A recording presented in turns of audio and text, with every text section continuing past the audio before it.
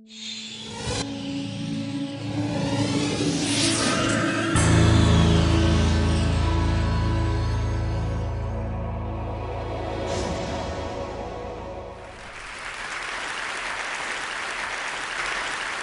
for any of us in this room today, let's start out by admitting we're lucky. We don't live in the world our mothers lived in, our grandmothers lived in, where career choices for women were so limited. And if you're in this room today, most of us grew up in a world where we have basic civil rights. And amazingly, we still live in a world where some women don't have them. But all that aside, we still have a problem, and it's a real problem. And the problem is this: women are not making it to the top of any profession anywhere in the world. The numbers tell the story quite clearly. 190 heads of state, 9 are women. Of all the people in parliament in the world, 13% are women. In the corporate sector, women at the top, C-level jobs, board seats, tops out at 15–16%. The numbers have not moved since 2002 and are going in the wrong direction. And even in the nonprofit world, a world we sometimes think of as being led by more women, women at the top, 20%. We also have another problem, which is that women face harder choices between professional success and personal fulfillment. A recent study in the US showed that of senior managers, of married senior managers, 2/3 of the married men had children, and only 1/3 of the married women had children. A couple of years ago, I was in New York, and I was pitching a deal, and I was in one of those fancy New York private equity offices you can picture, and I'm in the meeting. It's about a 3-hour meeting, and 2 hours in, there's kind of needs to be that bio break, and everyone stands up, and the partner running the meeting starts looking really embarrassed. And I realize he doesn't know where the women's room is in his office. So I start looking around for moving boxes, figuring they just moved in, but I don't see any. And so I said, "So did you just move into this office?" And he said, "No, we've been here about a year." And I said, "Are you telling me that I'm the only woman to have pitched a deal in this office in a year?" And he looked at me and he said, "Yeah, or maybe you're the only one who had to go to the bathroom." So the question is, how are we going to fix this? How do we change these numbers at the top? How do we make this different? I want to start out by saying I talk about this, about keeping women in the workforce, because I really think that's the answer. In the high-income part of our workforce, in the people who end up at the top Fortune 500 CEO jobs or the equivalent in other industries, the problem, I am convinced, is that women are dropping out.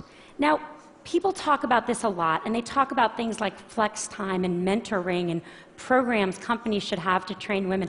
I want to talk about none of that today, even though that's all really important. Today, I want to focus on what we can do as individuals. What are the messages we need to tell ourselves? What are the messages we tell the women that work with and for us? What are the messages we tell our daughters? Now, at the outset, I want to be very clear that this speech comes with no judgments. I don't have the right answer. I don't even have it for myself.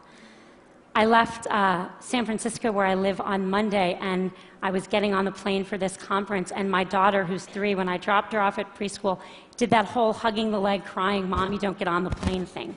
This is hard. I feel guilty sometimes. I know no women, whether they're at home or whether they're in the workforce, that don't feel that sometimes. So I'm not saying that staying in the workforce is the right thing for everyone. My talk today is about what the messages are if you do want to stay in the workforce. And I think there are 3. 1, sit at the table. 2, make your partner a real partner. And 3, look at that, don't leave before you leave. Number 1, sit at the table. Just a couple weeks ago at Facebook, we hosted a very senior government official, and he came in to meet with senior execs from around Silicon Valley. And everyone kind of sat at the table, and then he had these 2 women who were traveling with him who were pretty senior in his department, and I kind of said to them, "Sit at the table, come on, sit at the table." And they sat on the side of the room. When I was in college, my senior year, I took a course called European Intellectual History. Don't you love that kind of thing from college? Wish I could do that now. And I took it with my roommate, Carrie, who was then a brilliant literary student and went on to be a brilliant literary scholar. and my brother, smart guy, but a water polo playing pre-med who was a sophomore. The three of us take this class together. And then Carrie reads all the books in the original Greek and Latin, goes to all the lectures. I read all the books in English and go to most of the lectures. My brother is kind of busy. He reads one book of 12 and goes to a couple of lectures, marches himself up to our room a couple days before the exam to get himself tutored. The three of us go to the exam together, and we sit down, and we study, sit there for 3 hours in our little blue notebooks. Yes, I'm that old. And we walk out, and we look at each other, and we say, how'd you do? And Carrie says, boy, I feel like I didn't really draw out the main point on the Hegelian dialectic. And I say, God, I really wish I had really connected John Locke's theory of property, the philosophers that follow. And my brother says, I got the top grade in the class. You got the top grade in the class? You don't know anything. The problem with these stories is that they show what the data shows. Women systematically underestimate their own abilities. If you test men and women and you ask them questions on totally objective criteria like GPAs, men get it wrong slightly high and women get it wrong slightly low. Women do not negotiate for themselves in the workforce. A study in the last 2 years of people entering the workforce out of college showed that 57% of boys entering, or men, I guess, are negotiating their first salary, and only 7% of women. And most importantly, men attribute their success to themselves, and women attribute it to other external factors. If you ask men why they did a good job, they'll say, I'm awesome. If you ask, obviously, why are you even asking? If you ask women why they did a good job, what they'll say is someone helped them, they got lucky, they worked really hard. Why does this matter? Boy, it matters a lot, because no one gets to the corner office by sitting on the side, not at the table. And no one gets the promotion if they don't think they deserve their success, or they don't even understand their own success. I wish the answer were easy. I wish I could just go tell all the young women I work for, all these fabulous women, believe in yourself, negotiate for yourself, own your own success. I wish I could tell that to my daughter. But it's not that simple. Because what the data shows above all else is one thing, which is that success and likability are positively correlated for men and negatively correlated for women. And everyone's nodding because we all know this to be true. There's a really good study that shows this really well. There's a famous Harvard Business School study on a woman named Heidi Roizen. And she's an operator in a in a company in Silicon Valley, and she uses her contacts to become a very successful venture capitalist.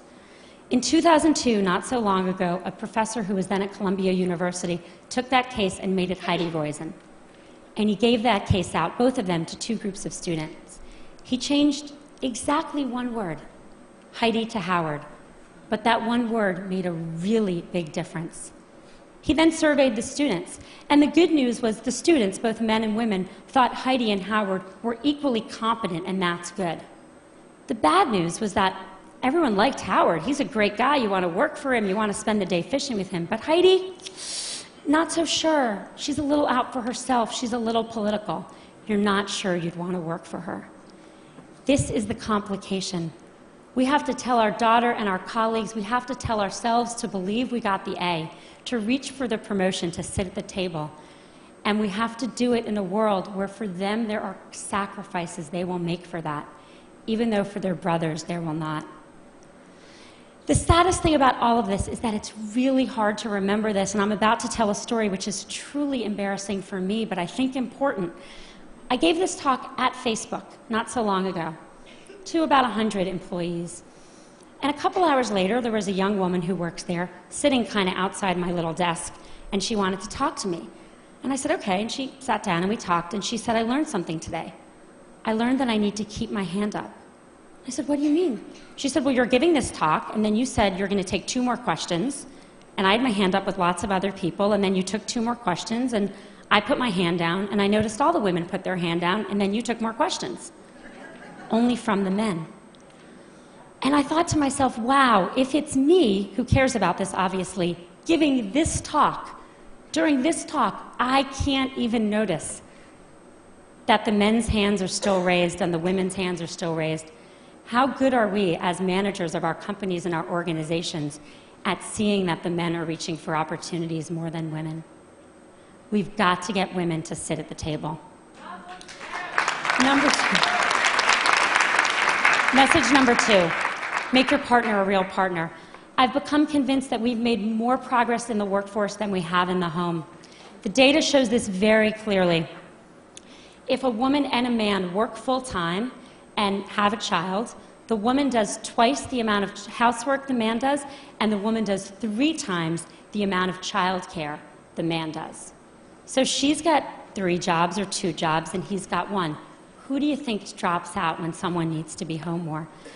The causes of this are really complicated, and I don't have time to go into them, and I don't think Sunday football watching and general laziness is the cause. I think the cause is more complicated. I think as a society we put more pressure on our boys to succeed than we do on our girls. I know men that stay home and work in the home to support wives with careers, and it's hard. When I go to the mommy and me stuff and I see the father there, I notice that the other mommies don't play with him. And that's a problem, because we have to make it as important a job, because it's the hardest job in the world, to work inside the home for people of both genders if we're going to even things out and let women stay in the workforce. Studies show that households with equal earning and equal responsibility also have half the divorce rate. And if that wasn't good enough motivation for everyone out there, they also have more, how shall I say this on this stage? They know each other more in the biblical sense as well. Message number 3, don't leave before you leave. I think there's a really deep irony to the fact that actions women are taking, and I see this all the time, with the objective of staying in the workforce actually lead to their eventually leaving. Here's what happens. We're all busy, everyone's busy, a woman's busy, and she starts thinking about having a child. And from the moment she starts thinking about having a child, she starts thinking about making room for that child. How am I going to fit this into everything else I'm doing? And literally from that moment, she doesn't raise her hand anymore. She doesn't look for a promotion. She doesn't take on the new project. She doesn't say, me, I want to do that. She starts leaning back. The problem is that, let's say she got pregnant that day, 9 months of pregnancy, 3 months of maternity leave, 6 months to catch your breath. Fast forward 2 years, more often, and as I've seen it, women start thinking about this way earlier. When they get engaged, when they get married, when they start thinking about trying to have a child, which can take a long time. One woman came to see me about this, and I kind of looked at her. She looked a little young, and I said, so are you and your husband thinking about having a baby? And she said, oh, no, I'm not married. She didn't even have a boyfriend. I said, you're thinking about this just way too early. But the point is that what happens once you start kind of quietly leaning back? Everyone who's been through this, and I'm here to tell you, once you have a child at home, your job better be really good to go back, because it's hard to leave that kid at home. Your job needs to be challenging. It needs to be rewarding. You need to feel like you're making a difference. And if 2 years ago, you didn't take a promotion and some guy next to you did, if 3 years ago you stopped looking for new opportunities, you're going to be bored because you should have kept your foot on the gas pedal. Don't leave before you leave. Stay in. Keep your foot on the gas pedal until the very day you need to leave to take a break for a child, and then make your decisions. Don't make decisions too far in advance, particularly ones you're not even conscious you're making. My generation, really sadly, is not going to change the numbers at the top. They're just not moving. We are not going to get to, we're 50% of the population. In my generation, there will not be 50% of people at the top of any industry. But I'm hopeful that future generations can. I think a world that was run where half of our countries and half of our companies were run by women would be a better world. And it's not just because people would know where the women's bathroom are, even though that would be very helpful. I think it would be a better world. I have 2 children. I have a 5-year-old son and a 2-year-old daughter. I want my son to have a choice to contribute fully in the workforce or at home, and I want my daughter to have the choice to not just succeed, but to be liked for her accomplishments. Thank you.